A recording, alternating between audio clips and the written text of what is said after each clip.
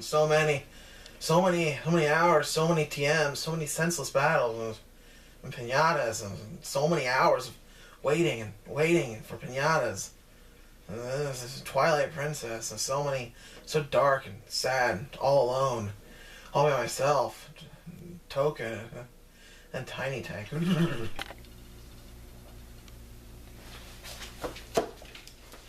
Go away, let me sleep! It's noon. It's been 3 days since you made a new X video. I don't think you understand. These last few projects have just been exhausting. Well, your fans have been bugging me. How did they get your number? I don't know, but look how many text messages I got from your fans. That's a lot. Yeah, I know. I don't even know what I'm gonna do. Why don't you try something different? Different how? You forced me to sit through so many of your videos. It seems like you're trying to save these games. What you need is a game that can save you. There's only one game that can save me.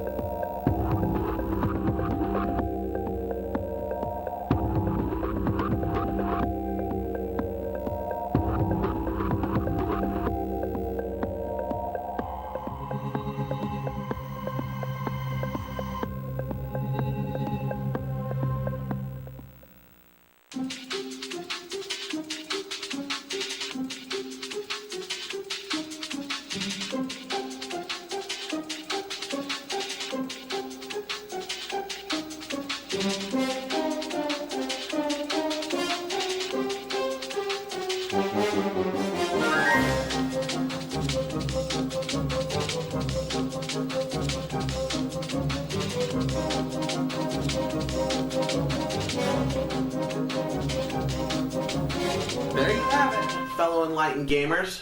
The very next Let's Play for this channel will be Sony's Ratchet and Clank. The original Ratchet and Clank. But I'm not really going to get into why now.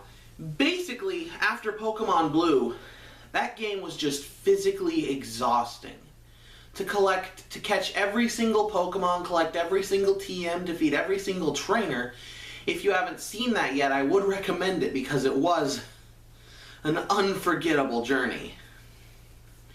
And then the emotionally exhausting and mentally exhausting Twilight Princess, which lasted somehow even longer than Pokemon Blue, and was difficult for the opposite reasons. The gameplay wasn't necessarily as challenging. I didn't have to do anywhere near as much in-game. Not even close. But just the emotional bits and the mental thinking everything out. Ninjo Token. Check that out if you haven't. But this is our very first non-Nintendo X Let's Play, X Series Let's Play. So if you guys thought that I was going to be strictly Nintendo on X, I'm not. I play good video games that I enjoy playing. Be them shooters, platformers, collectathons, retro or modern. I like games that have a lot of depth. But Ratchet and Clank gets the benefit of the doubt in the fact that it's the very first game that I'm going to play on this channel for the main series Let's Plays that's more of a comedy than it is serious. Insomniac put a bunch of jokes into this game, and we are going to have fun with some of them. But just because this game is a little bit more comedic, don't expect me to change my Let's Play style. I'm one of the few Let's Players who is not primarily comedic. I like facts, I like theories, I like ideas, I like poring over the depth and the artistry, the symbolism in these video games. And expect some of that for this, but there comes the question. Ratchet and Clank is a lot more lighthearted than Twilight Princess. Without completing it, it's going to be a lot easier than Pokemon Blue. Especially without it being a big, meaning that I would put a lot more effort into the editing. I would do a lot of updated visuals, a lot of enhanced stuff. How are we going to make this one interesting? Well, even though I don't expect this to be as physically taxing as Pokemon Blue, it'll probably end up being harder in terms of sheer difficulty than either Pokemon Blue or Twilight Princess. Because it's time for me to finally unveil one of my more difficult challenge runs. You've seen the completion run with Pokemon Blue. And you've seen this type of run a few times in the Rise of Ninjo Halloween special I did last year. Check it out. But you haven't seen a full Let's Play with this idea intact. What happens, this is the opposite of a completion run. A completion run is where you find everything whether you need it or not. But what happens when you forego things that are almost necessary? You get the limiter run.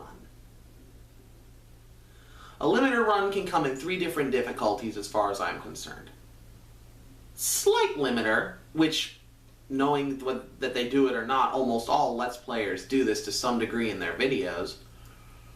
For example, foregoing the use of Mewtwo in Pokemon. Or Mew, but still catching it.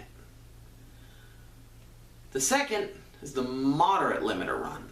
The moderate limiter run is where you forego either a theme of some items or something that you really could use to make the game a lot more beatable. And then the rarest, the severe limiter run. A severe limiter run is where you go with as little as you possibly could go. A good example of a severe limiter run was I forget if it was a speedrunner, but somebody beat the original Mario Brothers with the smallest score possible. Didn't collect a single coin and had to use a lot of glitches to avoid collecting them. But that's what we're doing here. Not severe. We're doing a moderate limiter run of Ratchet and Clank. So how are we going to do this? Let's get a little trash can up over here. Little trash can. Okay.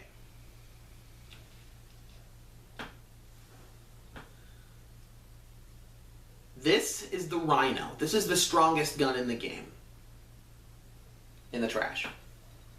This is the Devastator. It's the second most powerful weapon in the game, almost required for boss battles.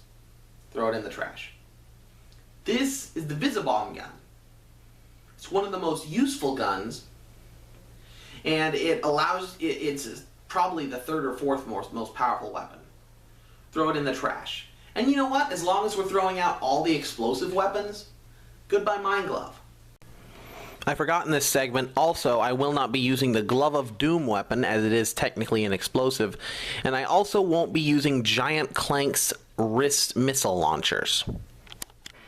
The only explosive weapons that we are going to keep are the Bomb Glove, which I'll use extremely sparingly, and only when absolutely necessary, and the Suck Cannon. Same story.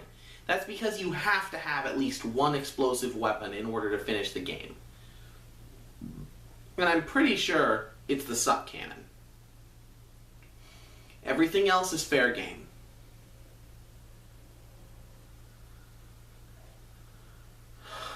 Ratchet and Clank is one of my favorite games for Sony. It's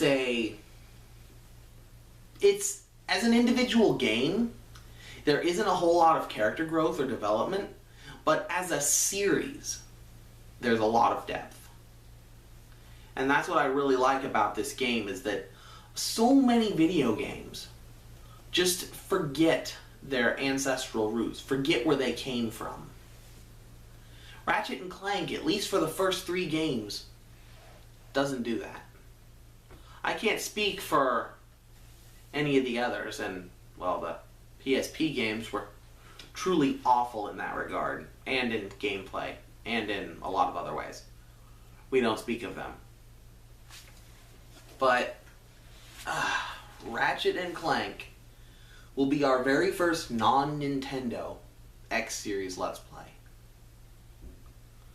I'll be taking a few more days off from X. I'm pretty sure only 2 after today. And then, next week, same time,